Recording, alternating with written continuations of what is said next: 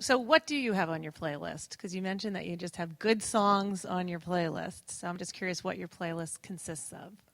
It's so, you wouldn't even believe it. Some of it you would laugh at, and other stuff probably would be expected. But my playlist goes from Ray Charles and Etta James, old school blues stuff, all the way up to, I have stuff on there that my daughter has turned me on to, being a 15-year-old teen, so she's into like Drake and the 1975, and she likes some of the new Bieber record. And so I've learned about a whole different bunch of artists through my daughter as well that, again, I may not love the whole record, but some of these new artists had some good songs. There was a song she went crazy over, 5 Seconds of Summer for a minute. Like, she was insane over this band.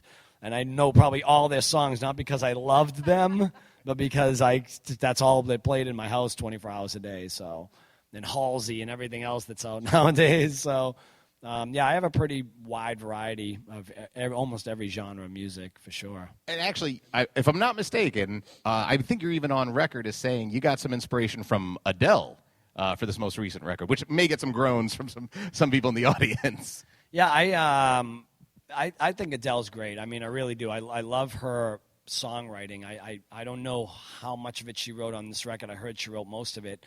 But I know her, especially her first album, was amazing. It was a really loungy jazz style kind of record, which is the stuff that I like to go out and see on my days off. When I'm roaming around Memphis, Tennessee, or Chicago, Illinois, I'll find these underground blues bars, and I go in there when they have an open mic, and I'll just sit there at the bar and drink a beer, and these strangers will roll in off the street. Sometimes it's like a 350-pound black lady that comes in there, and you just go, okay, where are we going with this? And she'll pick up a mic, and you just sit there with your jaw on the floor because you cannot believe what comes out of her body. I mean, amazing. I've discovered some amazing musicians just from the street that'll probably never be discovered, never do anything with music, but they were amazing. So for me, it's like, that stuff, that's like some of my favorite stuff. So I just want to know, what's the last concert you went to? What was the last concert I went to? That's a good question. Adele. It was Adele, actually, at the TD Garden in Boston. Wow.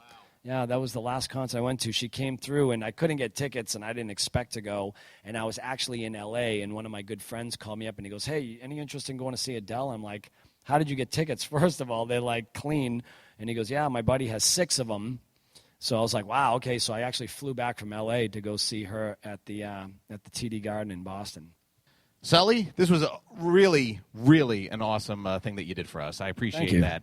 And I'm glad that the Pats were not playing today. I'm glad they're on a bye week because you could do this on a Sunday afternoon. Otherwise, I feel like you wouldn't be able to.